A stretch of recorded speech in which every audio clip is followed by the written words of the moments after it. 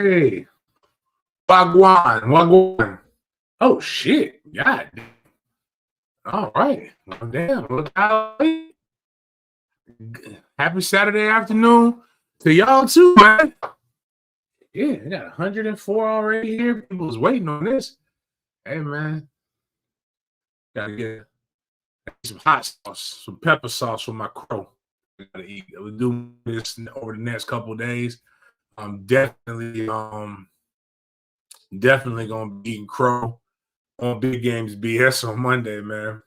Um, mm,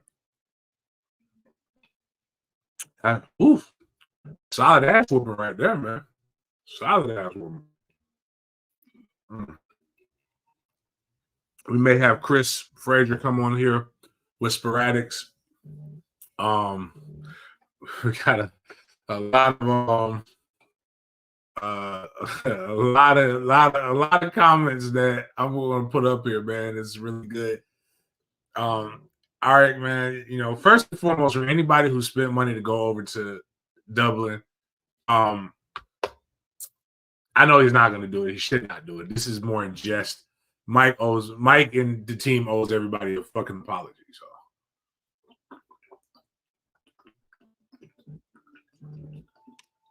So but this is one of my favorite TV shows in history is Frasier. So over the next couple of days, I will be your certified shrink, your psychologist. Let's vent. Let's get it all out of our system. I want you to realize I'm here to tell you that you have every right to be upset. Get the upsetness out of your system right now. Get the upsetness out of your system. You know, it's a lot of righteous anger. You have every right to be angry. I'm here to tell you that. But we don't need to get it out of your system. As we say in Mandarin, celebrate your victory or the loss. Because what we don't want to do is make one loss become two, even though we're not playing or participating. We're just being fans. But as of today, hey, you have every right to be upset. We're crashing out. I don't know. Aaron Bailey put we have some wild fans. Still, dog, we'll get into this. Did we leave the physicality at the hotel? Demetrius S. What's up with these trenches? Shaking my head. Open set. We were really talking crazy facts. No one wanted to hit King. King would have been taking a nap after the first quarter if we came to hit. I agree. Mike played with his tail tucked. I have no argument against that as of right now. Need to send the team to alpha male jacks. We definitely do. Play with a lot of low testosterone, high E, a lot of those different things. This is the real thing where everybody's waited all this time to watch this. D-line play calling and linebackers tackling was trash. Absolutely. Honestly, was it an ass whooping or we played like ass? I think it's both. Guys took our lunch money, clothes, and shoes. I'm going to talk to my guy Brandon here because he's my guy. But Brandon, you need to get your ass into YouTube. We don't normally take comments on X. So if you're trolling, come on over to YouTube. Don't troll on X. We don't respond to that. Come on over here to the YouTube. You can get everything out of your system right now. I'm with you. Every FSU channel has blocked me today. Zoe, I'm not going to block you, fam. I'm here. I am here for it. Grill Master, do they practice tackling at practices you've been to? Could not tell tonight. Luke, welcome to life. Welcome to my life, everyone. Sad day.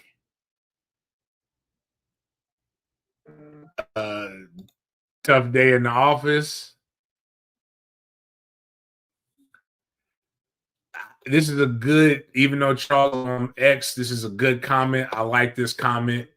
I agree with you. One of my fears was Georgia Tech 2020 and people talking about too much.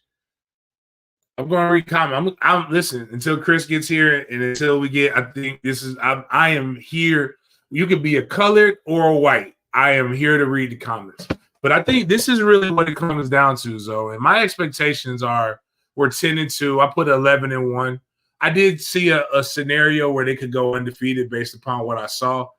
I was wrong, but I never really felt like this was this wasn't. This is a good team. It's not that. It's nowhere near as good as last year's team, but I believe they're closer to 2022, which was 10-3.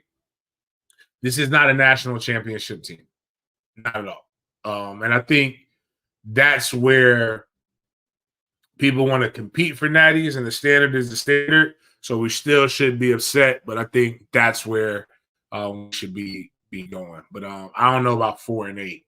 That ain't gonna do that. Jonathan Gardner, some of our fan base to get Alpha Male Jacks. Right now, they're just a little hurt. Like I can get it. Aaron Bailey, this is why you celebrate when we win because it won't last forever. Understood. It's weird being on the other side of it. I won't say that it won't go this far, but it's not as good as we thought. Why are we stuck with 6 in the box? We'll get into some of the other different things. So with today's show, I couldn't do an instant reaction because I was coaching my son's Pop Warner team. So, but what I am going to do is I'm going to give you the emotions that I have based upon what I saw. And then for anybody who's a member, so if you're a member of Den Media Group, on Tuesday, we will go over what we just saw on film and I will break it down. We will watch it and with a more of a coach's lens. And I'll probably still be pissed, but once you kind of take away the woe is me and the sky's not falling, sometimes it's not as bad as what you thought it was. But I don't know how often we had 6 in the box. I do believe we gave way too much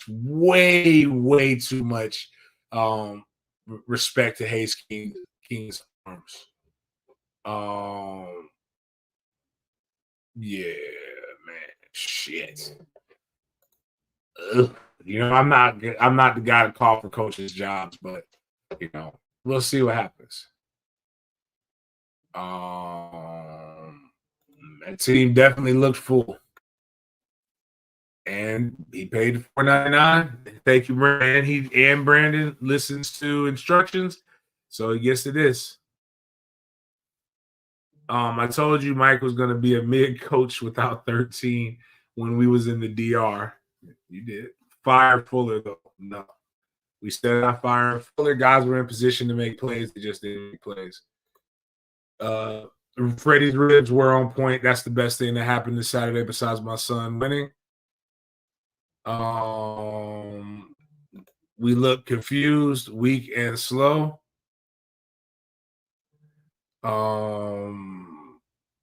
Charles Davis, come on to the YouTube, brother. I'm not gonna give you 2 of those. Tough day today. Navy, I don't understand the too high safety look. I will say that. I got 2 tickets, Panama Jack. I got 2 tickets to the SMU game on 9/28. I got 2 weeks ago for 500. And boy, I hope this offensive line, defensive line gets some push by then. I hope that. Was the trip to Ireland an issue, or is our team really that bad? I don't think the trip to Ireland is the issue, nor do I think our team is really that bad. I think it's just, again, I'll get into this after I start reading all the comments. Or I'm taking pills. This loss doesn't count. It wasn't out of state. It's like cheating.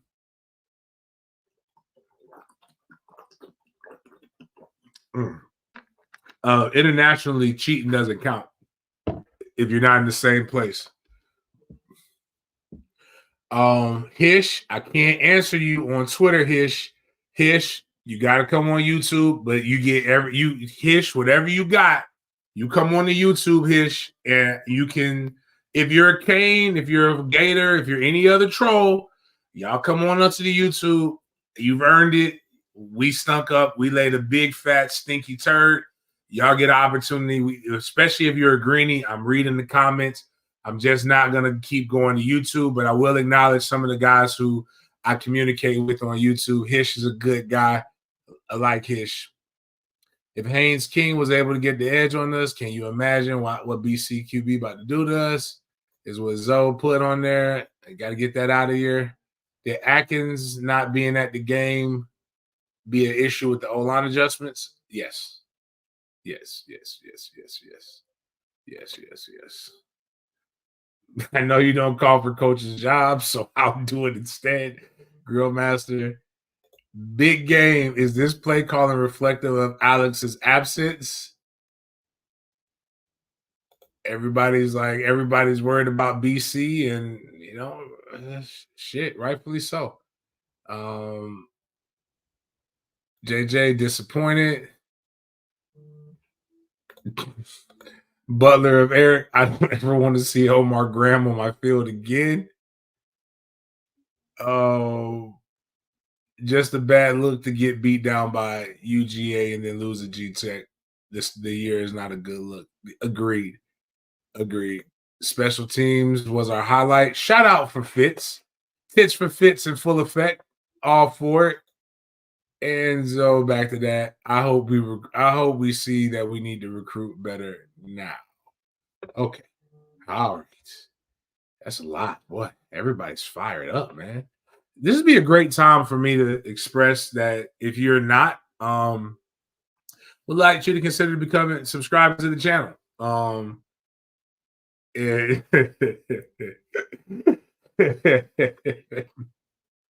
Luke, I will gladly I'm going to Charlotte regardless. So Luke, if you want my Marriott ambassador status, Luke, you my guy, man. And you're a 3-6 Mafia member. I got you, brother. Jeff Hill donated $10. The trenches is what bothered me on both sides of the ball. The most I expected better out of both sides of the ball to play much better. Play calling was not good today. Yeah.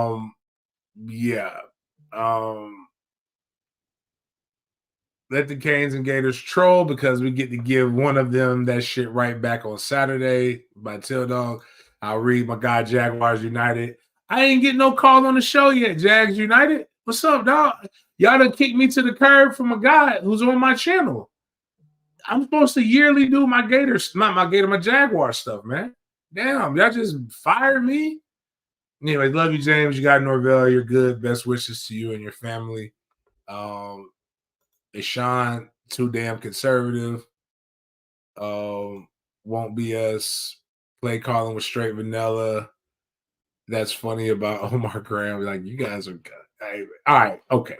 Let's get it all out right now, man. Guys, don't bash the players too much, man. We'll do that. I'm gonna do my film review on Tuesday. It's probably gonna be funny. We're definitely gonna do our different thing. MJJ is not verse or Jermaine Johnson.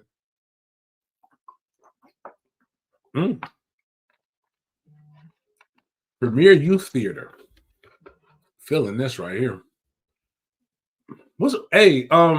Before I get into it, Premier Youth Theater, what do you like? I'm curious, what do you do? Like, because I'm very interested in that. Like, my son does theater and stuff like that. But like, anyways, why did the time management issues show up? No time out at the end of the first half.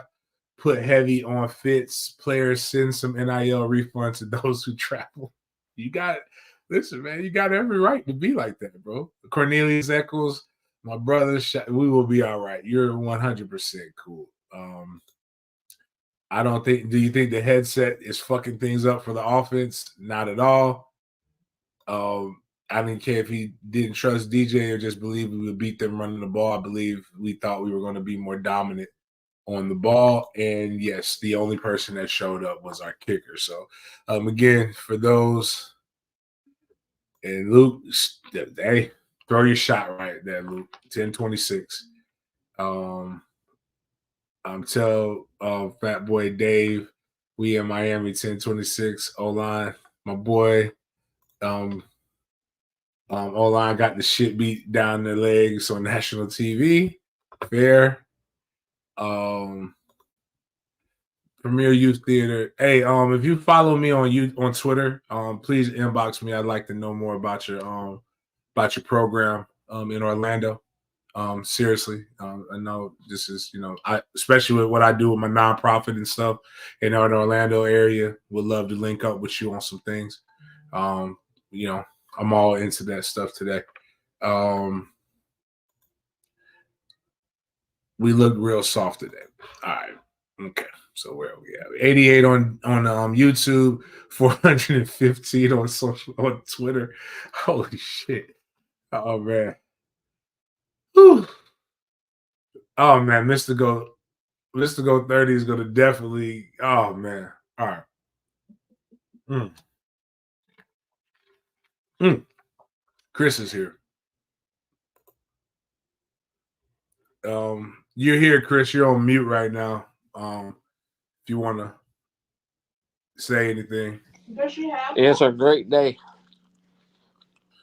Listen, I am not going to let fans fuck up my universe. And I'm saying that like a pastor, but because Mandarin 1 and University Christian Athletic Association swept Orange Park Athletic Association. So both my sons are winners. So I'm gonna have a smile and chill out. But before, I was just reading some of the comments, and I'm going to play Frasier Crane here over the next couple days. Let people get this venting and the frustration, because they have every right to be frustrated and vent. And on Tuesday, again, anybody who's here is a member of the channel. We will put the link in there, and we will break down. I may even do it I may do it tomorrow. But right now, I'm just going off of what I watched, and what I watched, I wasn't very happy with. It was very pie, very vanilla. And it seemed like we invited ourselves to play a sloppy game because we knew that's what Georgia Tech was going to be. So what are your thoughts on the game that you saw?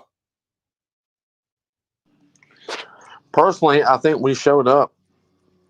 I don't think that the most recent ranking of us being preseason top 10. I don't want to say that has too much to do with it, but I think we showed up anticipating that our mindset was that we're dominant, we're one of the best teams in the country, and all of the things that we've all been saying and or hearing. Even Nick Saban went and watched the practice, and Nick Saban said that he thinks this is one of the top 5 personnel teams in the country. The problem is we didn't perform like a top 5 team in the country. I think everybody saw that and sees it. I think maybe we, for the first time, under Coach Norvell, and I'm not saying that it's just him. I think we were so complacent with what we were trying to scheme up and fall. I think we respected our defense too much. Like, we as a program thought that our defense was going to be able to hold anyone, including Georgia Tech, to smaller margins than what we were able to do. And it was going to make us play big boy ball, because I think the game plan going in is to run the ball as efficient as possible in the first half and wear their defense down, and then open things up in the third and fourth quarter. Unfortunately, we didn't do it enough. The first drive, the first series of the game was great. But then after we moved on from the first series, we started making mental errors. I did feel like everybody keeps saying the defensive line didn't show up, the defensive line's this, the defensive line's that. And the only thing that I was worried about playing Georgia Tech was their front offensive line, their first line. And they did play the majority of the game. Those guys did not come out of the game very often.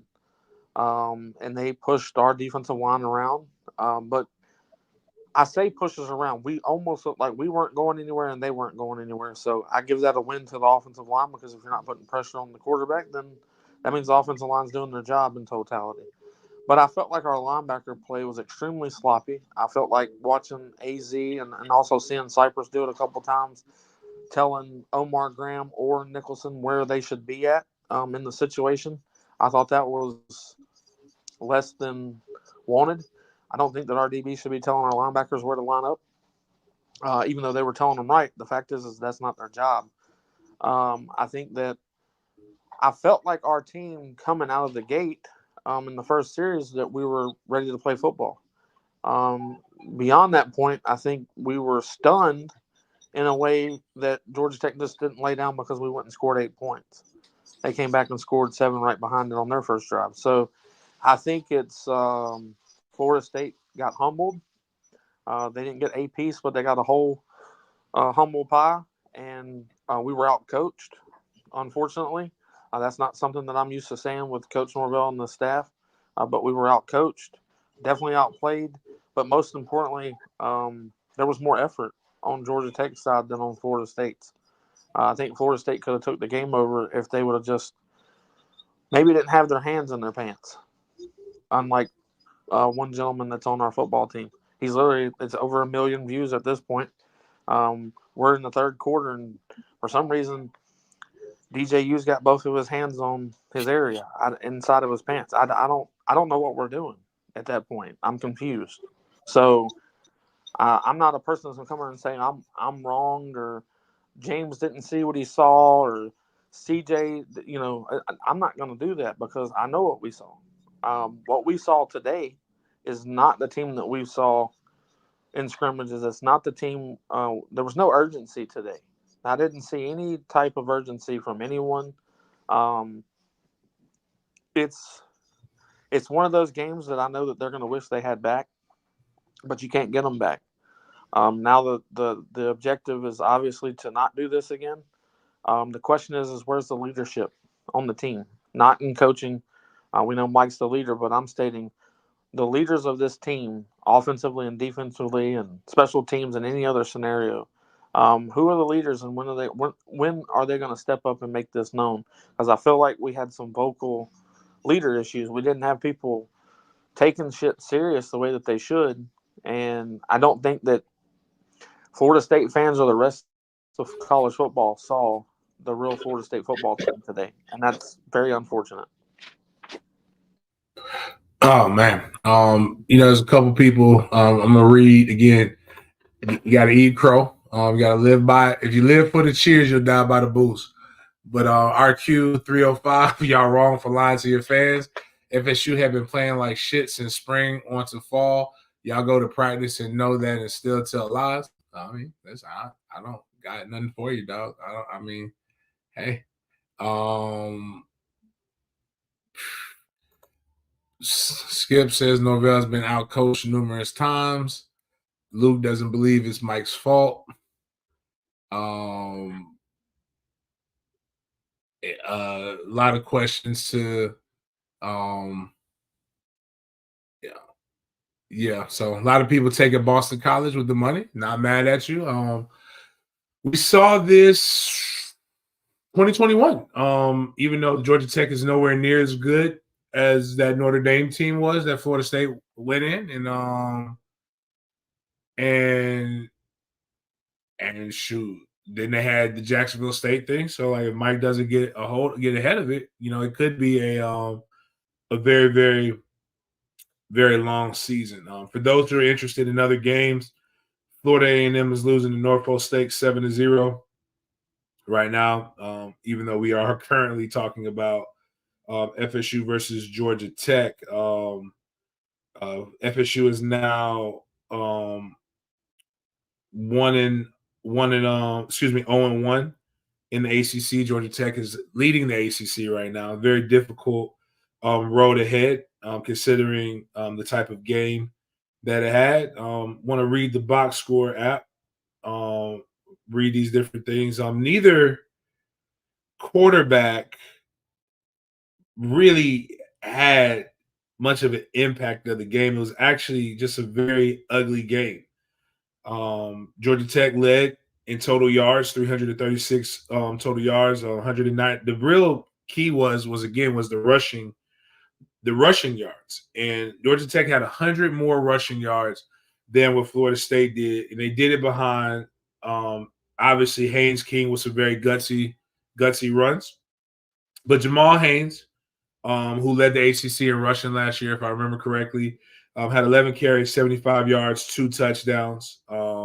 Had some big runs right where, like right when they needed it. The biggest thing that I noticed, and it's crazy how even it was, but Georgia Tech just held the ball when they had it. It just felt like a lot longer. Since they had multiple 10 plus play drives.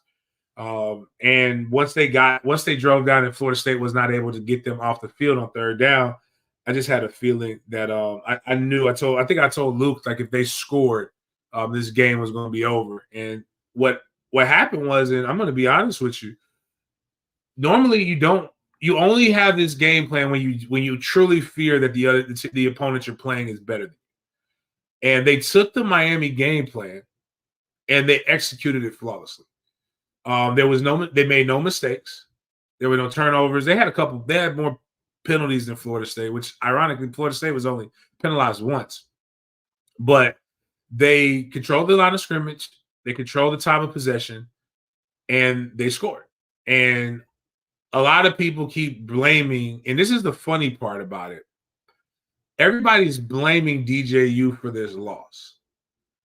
I'll give my opinion on it, but do you believe that DJU and his ability at quarterback was what hampered and why the play calling was the way that it was? I think the moment I said this morning, I felt, I'm usually a very optimistic person, especially when it comes to Florida State. But the moment this morning that I heard that Hakeem Williams was out and would not play in the game, I literally turned to my wife and I said, "This is bad," because a lot of people don't understand what Hakeem's going to bring. I don't mean because he's going to be the next Keon Coleman. I can't give him that tag yet, but he's gonna acquire one or two guys wanting to stay on top of him and make sure he doesn't get wide open because of his speed and his height and just his size. So I was really worried about the passing game without having that big wide receiver on the field, because outside of Malik Benson, and Malik's not big himself, I was worried about the amount of targets that DJ was going to have to throw to. You need that. You need someone out there that's going to have attention on him from the DBs, or maybe pull a linebacker because he cut in anything. I do think that Douglas did some things really well. The only thing that I can point at is it DJU's fault that Florida State lost. Short answer is no. This was a team effort, being effortless. We didn't play like dogs. We went out there and played like a bunch of kittens. So, and that's the whole team. It's DJU didn't have any more control over it than Pat Payton by himself, or Cam Davis coming in as a true freshman running back. There's some things that Florida State, I'm not going to get on Cam because he dropped the football. It's going to happen more than once, and that was his first pass catch attempt in his career in a physical game. I ain't knocking him for any of that. But what I'm getting at is the only thing that I point at DJU for is two things. One, I wanted to see more leadership out of him. I didn't see it. I didn't see him trying to get the guys moraled up on the sidelines when, Georgia Tech had the ball. I didn't see the things that I like seeing. Outside of that, the only thing that I saw DJU miss on, which when you go do the film review, you're going to see about 6 different times. One of them 2nd and 10, one of them's 3rd and 7, and there's some 2nd and 3rd downs. I'm not exactly sure on that, but he missed wide open guys in the middle of the field, like wide open wide receivers. There wasn't I'm just seeing this on the screen. There's actually a safety up top that I'm not. No, They were literally wide open. The one that he threw, it was on 3rd and 7. He threw the ball away. And I think it was Williams that was running toward the sideline, but he wasn't trying to get him the ball. He was just throwing it away in his direction, so it wasn't intentional grounding. At that point, Malik Benson was wide open in the middle of the field. When I say wide open, I mean there wasn't even anybody trailing him. Someone blew the coverage the whole 9 yards. It was terrible. He missed that read, and it wasn't like late into the process to where the coverage was blown. It was blown from the line. I don't know how we didn't see it, but Benson was raising his hand, throw it to me, and the ball ends up in the sidelines. So that one frustrated me, but there was a few times that DJ could have hit somebody that was open. But I can't get too mad about it because this is his first game with Florida State. There's going to be some unfortunate rust because we haven't played with each other. These guys aren't. And this is the only thing that I feared coming into this season, that Florida State, like others, we're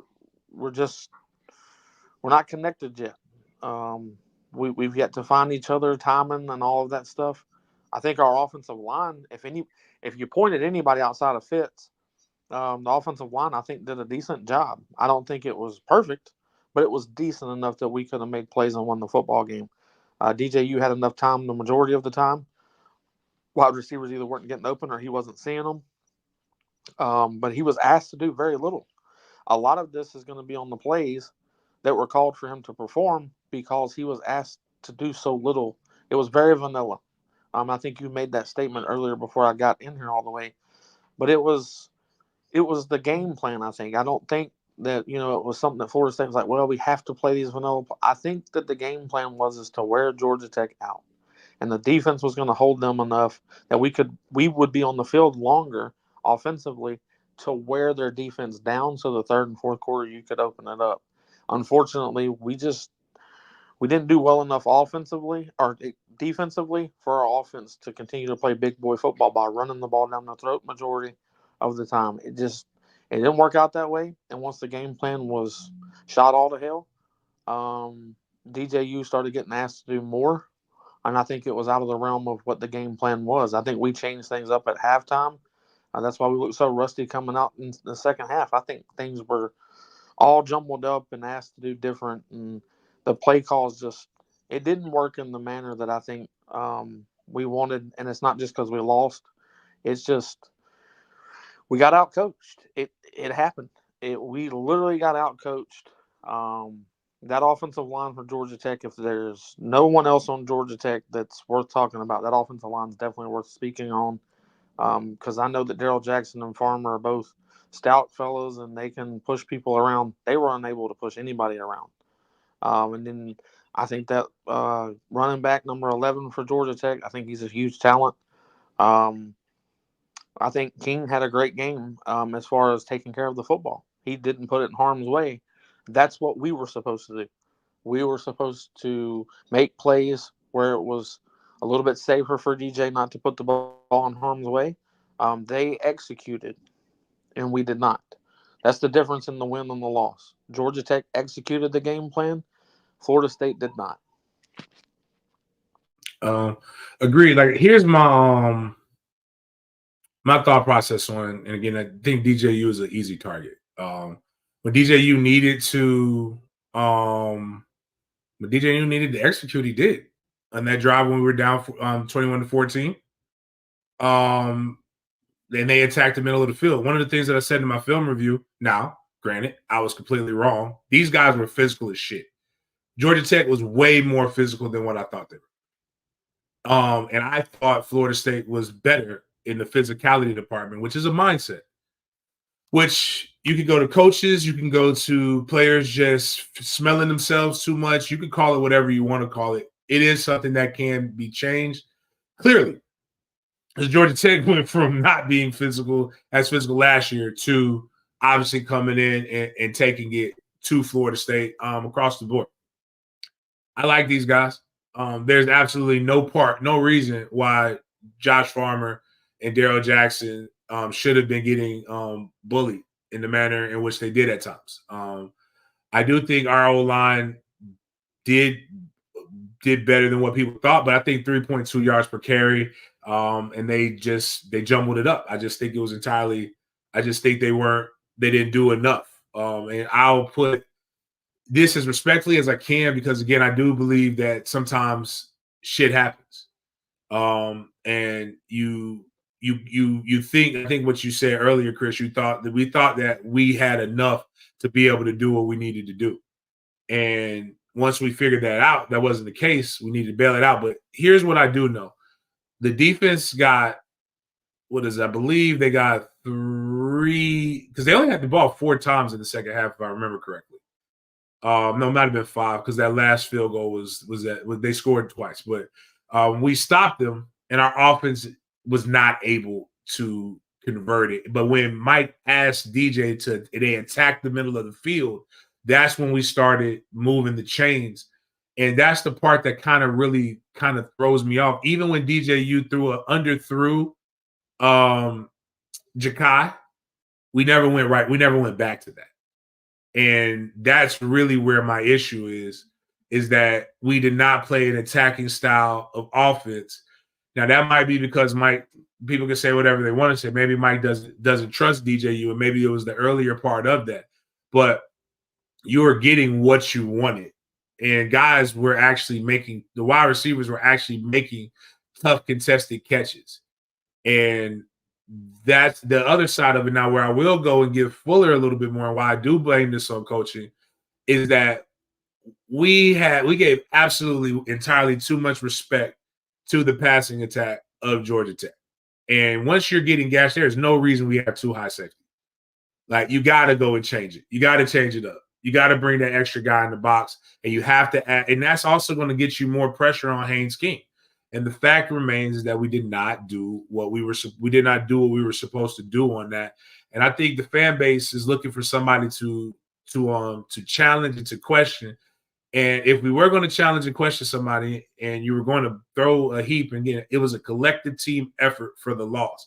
But I do believe Djax would probably be the person that I would just say would have been more disappointing in his opportunity to showcase to Florida State more than DJU. But as a team, we had a great opportunity here. We had a great opportunity and when I mean as a team, I mean from the D-line to the O-line to the coaches to the strength staff to the goddamn governor of the state of Florida, everybody who was there representing Florida State. You had an opportunity to showcase that you were one of the best teams in the nation. And while some people did believe the game was going to be close, and regardless of whether you believe, I still believe that Florida State should have been better. You had an opportunity to shut everybody up, and now all you're going to do is hear the flames. And that comes down to not just the coaching, it comes down to now the players who live on social media, who are in the spaces, who are in all of these different things. If you don't like the conversation, then change the topic. And the way you change the topic is you go out and you win. But when you lay an egg in the manner in which we just laid an egg, all you're going to do is fan the flames. Now, what you can't do is let one loss become 2. It's snowball. I know they're not leaving until Monday, I believe, but they got to come in and they got to get this shit together and get it right, which I do believe. And I think it starts with Mike kind of coming in, taking an audit on himself, the staff, and what they really truly feel they have. And you got to go out there and you got to execute. And you have to command and demand it. And if DJU is your quarterback, you have to trust it. If these are your wide receivers, you have to trust it. If it's not, then that comes back to properly putting the roster down. And again, the adjustments, the things were, I think, again, it's easy over here again. Wasn't raining inside of Goodfellas where I watched the game at. I didn't have nobody hitting me, nobody yelling at me. I do believe that the sky is not falling. It's not as bad as what everybody thinks it is. It's a bad loss, and bad losses happen. So, that being said, let me see. We had a super chat here by Luke. Sorry about that, my brother. Bro who ducked the bet on UM and Fat Mouth probably flying Boeing. don't ever have Miami name in your mouth again unless you spending bread. You did get into it with somebody yesterday while I was coaching, but again, I personally just would have rather seen some better play calling. Blake Nugent put FSU had 0 turnovers, hit a 59-yard field goal, converted a 2-point conversion, and converted 2 4th and longs. Everything went right except for normally the ball, when you have 2 fumble snaps, typically the ball goes to the other team. And we did not stop them on 3rd and long numerous times. You got to get off the field on 3rd. That's one of the things that I used to fear with what was it? It was 3rd and Kelly is what we used to call it. When Kelly was the defensive coordinator here, you got to get off the field on 3rd and long. And if you and that was the most disappointing thing about our defense is that you were literally there and you literally had them stop. Even on the last drive with the fumble snap, it was 4th and 8, 3rd and 18. All you got to do is stop them to get it to 4th and 10 or obviously better for us, and you make that field goal that much more difficult in those conditions. But that's also praying for a situation where the game should have never been in that position. Marcus Lee puts, why doesn't Mike use 10 personnel? Mike didn't respect Georgia Tech by not passing against a loaded box. Why did we only have 6 and 7 in the box with 2 high? I'll even say that. Like we went a lot of 20 personnel. It did not attack. We did not use Murlock, Kyle the way we needed to use the tight end. I was a little, again, I'm only going off of the emotion and having watched the game a few hours ago. When I go back at the film study, I'm pretty sure I'll have more questions, but and no answers. Because again, at the end of the day, I don't know what all they were doing. But I will say this: Alex Atkins had to have been missed, but I don't know. What are your thoughts on the linebacker play? Because Omar Graham is getting the business, and rightfully so. And it feels like every time I looked at 9, he had no idea what was going on. Do you have any thoughts about that? Being completely honest with you, so when it comes to linebacker play in general, with Omar, with Nicholson, me and you have physically seen Lundy, and we said that he looked more like D'Lo than himself. I think that strength and conditioning is there for all 3 of them. Personally, I think that the linebackers are physically gifted enough to play the position. My issue, and see, I don't like calling. I don't usually do that. I did it a little bit earlier this year because of recruiting. But I'm personally ready for, and a lot of people aren't. A lot of people love him, but I'm ready for Randy Shannon to move on. I need him to go. And I know that sounds like a lot of the fans. And it sounds like I'm cherry picking coaches as far as who's good and who's not. I'm not impressed. You're not going to have a D'Lo every year. D'Lo, and James, you said this multiple times. D'Lo, all it was done for D'Lo was he was given the opportunity to play. I'm not saying that there was 0 development. I'm not saying that no one, worked with the young man and made him better. I'm stating that you're not going to. You knew you didn't have D'Lo coming back this year. You were able to get Lundy to come back when he entered the transfer portal. It seems like to me, defensively, or team-wise, program-wise, I believe that Coach Storms did his job on getting these young men where they needed to be physically. That's his entirety of his job, is to get them mentally and physically prepared for what's coming. I think that was done. Mentally as in emotion. When you move on to the linebacker play, knowing where they're supposed to be, knowing what holes they're supposed to stuff, knowing who their guys are to cover, when to blitz, etc. Like D'Lo was able to do for us last year against Clemson. Everybody pulls the play where D'Lo obviously strip sacked Klubnik and took the ball in for a touchdown. That was an amazing play. But if you go watch D'Lo throughout that whole game, D'Lo was making plays the entire game. He was making the right reads. He was hitting the right holes. He was stopping the run when it was necessary, when it was on him to do so.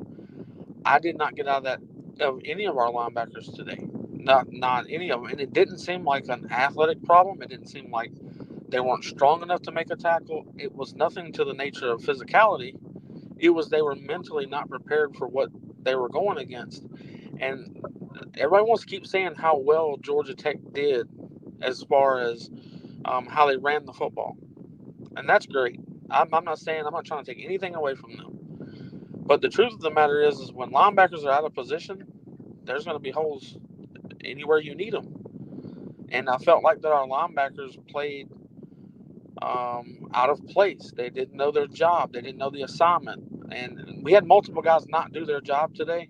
But I felt like that the linebacker group was the only ones not doing their job because they had not been taught their job at a level that they should have been. And I know that's calling Randy a lot of things that people don't call him, that Randy's been around for umpteen 100 years and Randy's done this and put this guy in and all that shit. I get it.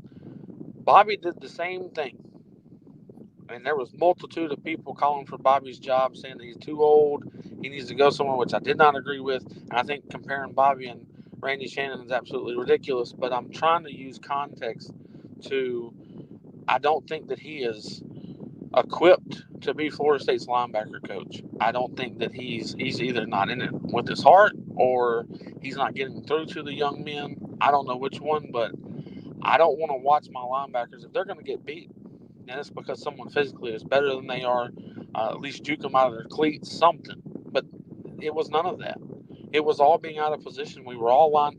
When I saw AZ come down and push Omar over to the right spot, and then the next series, watching push Nicholson over to the right spot, that is one of the most frustrating things that I've watched when it comes to defensive play. And that's something that's unacceptable. I don't think as a program, as a coaching staff, as Mike Norvell, Randy should not be okay with it either. Because these guys, Nicholson's been here for this is his second year. Omar's been here for this is his third year. Lundy came back. I don't know how many years he's been here, but he came back 3 or 4 at minimum.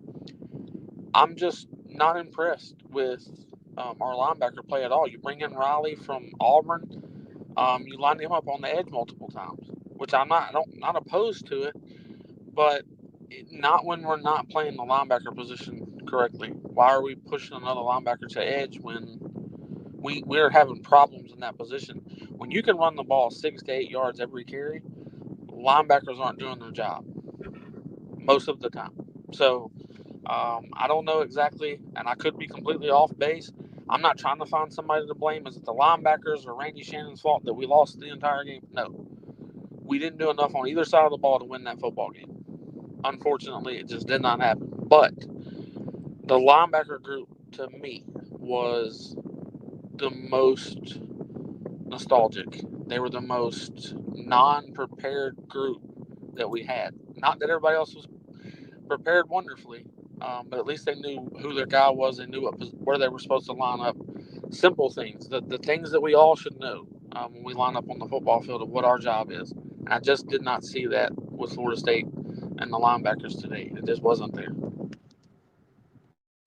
Yeah.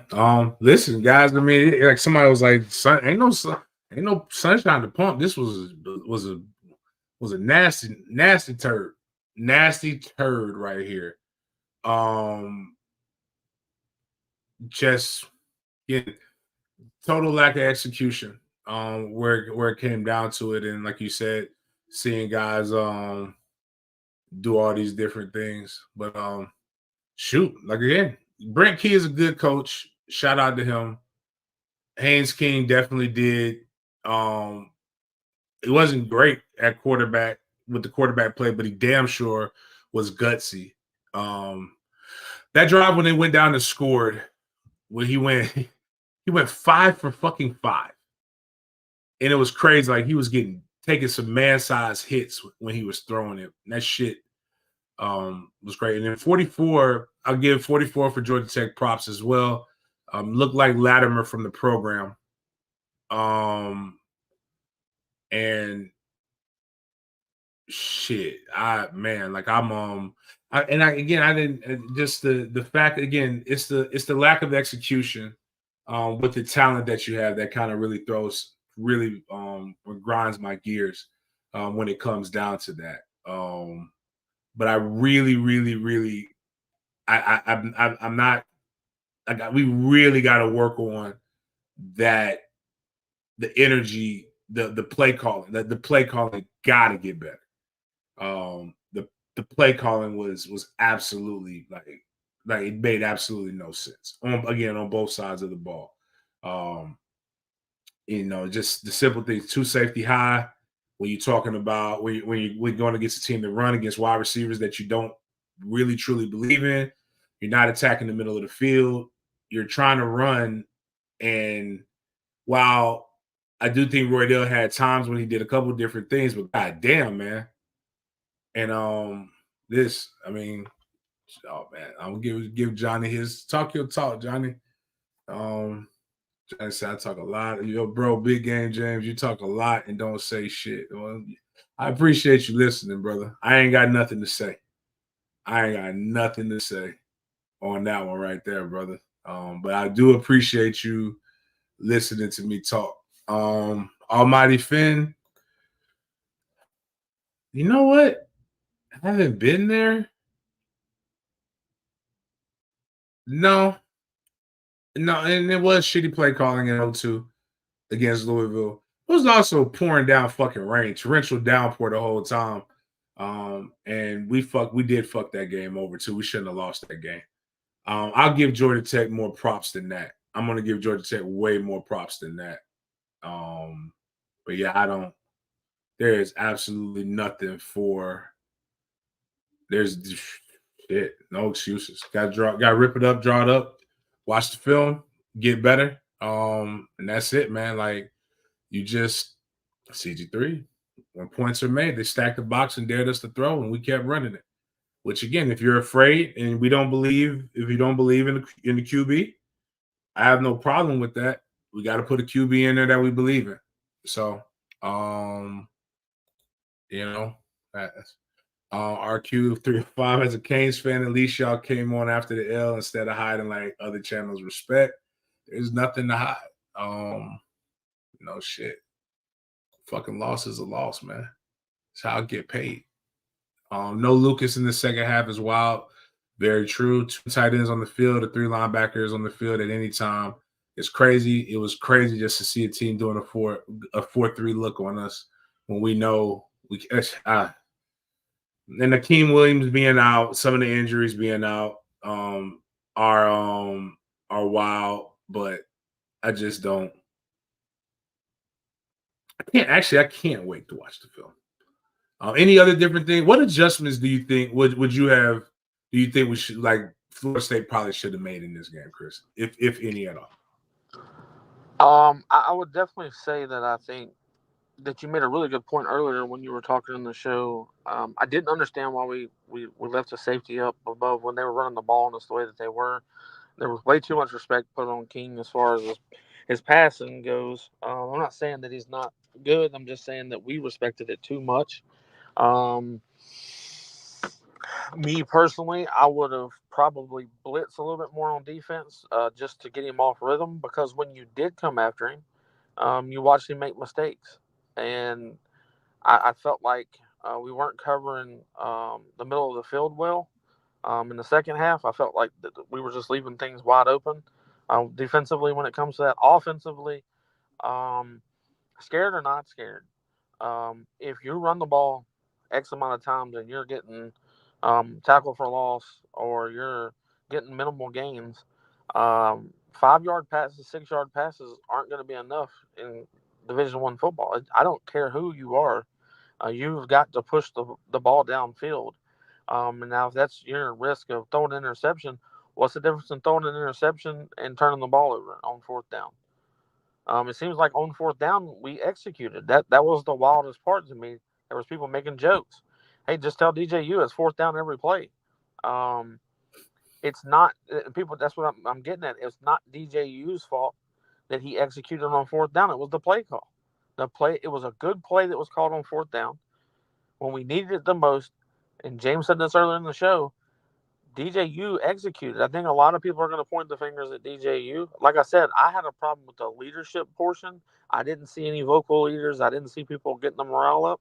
And I think DJU is responsible for the offense on that. But as far as him executing, when he was asked to execute, he executed well. It's just he was not asked to do enough, in my opinion. There should have been at halftime. Hey, we're going to have to go vertical. We have got to start pushing the ball down the field. We're going to need you to make tight throws, something to that nature. And it wasn't done. I was very. I think we didn't utilize our tight ends well enough.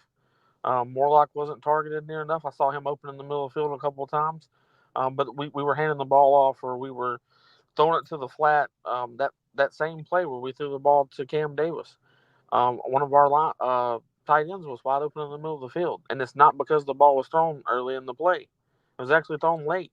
So there was a multitude of things that I think we wasn't making sure that the quarterback got to see, like read 1-2. I think he went with his first read on the multitude of plays when he didn't even give the second read an option. But I also believe that was by design. I believe that they really pushed in practices and scrimmages that they want him to get the ball out, take care of the ball, don't fumble, don't get sacked, don't take unnecessary losses.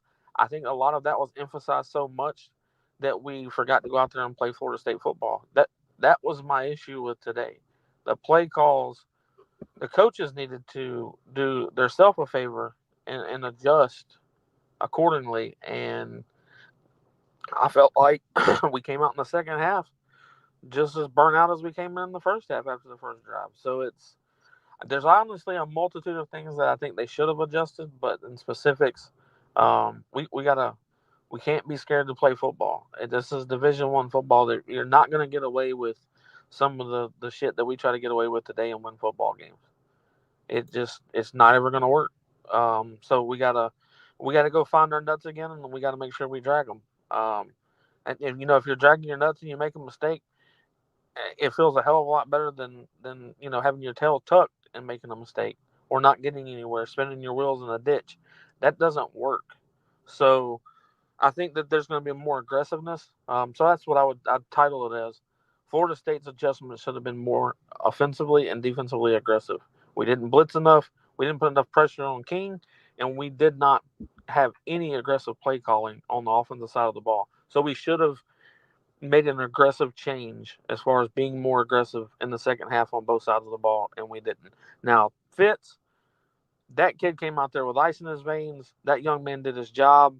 If there was anyone that was prepared for this football game, it was Fitzgerald. I don't know what guru. Maybe it is the tits for Fitz. That maybe it needs to be tits for Knowles. I don't know. But whatever we got to do, we got to get Florida State back in between the tracks. We got to get them back online because this team is extremely talented. That's the most frustrating part. We know the coaches are good enough to win because we did it last year. It's we need to learn each other faster. We need to understand one another a lot quicker so that we can go out and execute in these football games. Hey, bottom line is we need a full on Lissa Strata moment. Now, fuck no, nobody needs tits right now. I need the women in Tallahassee to boycott until we get a victory. That might be the problem. Is they feeling themselves just a little bit too much. We need to go back to when they wasn't getting no hoes and getting no action. Starve them, like let them get better. Shoot. I mean, the crazy part is at the end of the day, you can't box up the season. Can't let one loss become two. The boys got to get ready. And do whatever it is that's necessary to be able to win. Leave Ireland in Ireland. Bring your ass back over here and get prepared. Or you're gonna continue to get your ass stomped. So at the end of the day, shit, it is what it is, man. Fuck. Yeah, it stings. It sucks. Next couple days, hey, listen, FSU fans, we talked a lot of shit. You gotta sit there the same capacity you had to give ass whooping. You got to be able to take one, stand in the paint, do all those different things, and shit, finish the season. The crazy part is everything you want is still there. It's just a little bit more unrealistic right now. So outside of that, man, please go over to Sporadics, check him out. He'll be doing a show as well. I'll probably get over there as well and do some commentary on that. If you again Big Games BS next week, we'll be giving away a pair of tickets. Oh shit, this is funny right here. Since he paid the $2, I gotta do it. Yes. Oh my God, Kate. I literally saw that and I immediately tweeted, "What the fuck is he doing, man? He out there freestyling, man, doing the breakdancing competition in the Olympics." Anyways, Chris, tell us where we can find you, Chris. You'll do a better job of it than you just did. You can find us most of the time on Sporadics right here on YouTube at 8 p.m. Eastern on Mondays and Thursdays. Here lately, it's been kind of hit or miss because of the things that we're going through as far as trying to get everything moved and career change and all of those good things.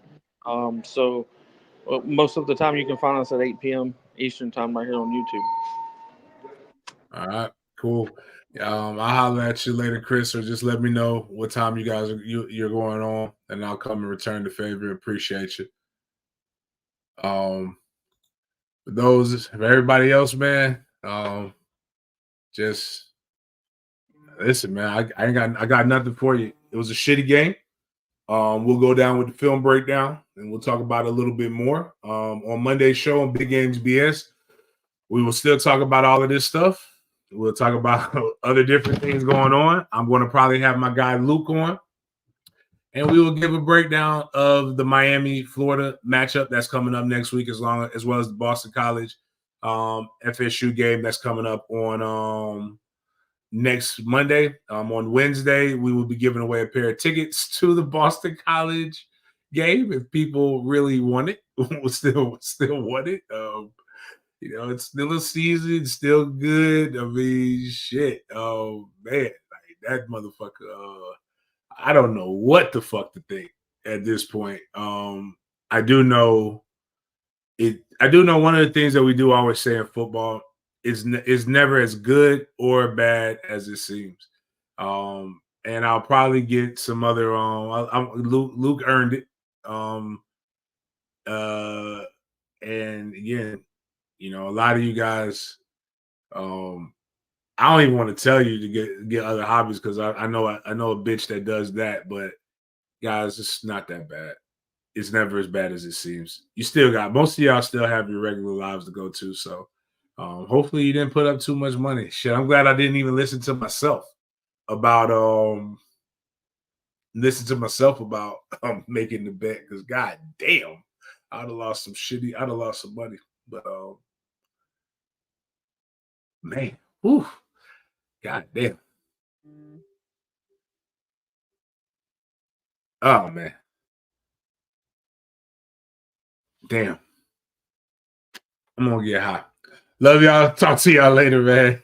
I'll see you. Check me out, Big Games BS, Monday at 9:30. Monday at 9:30 a.m.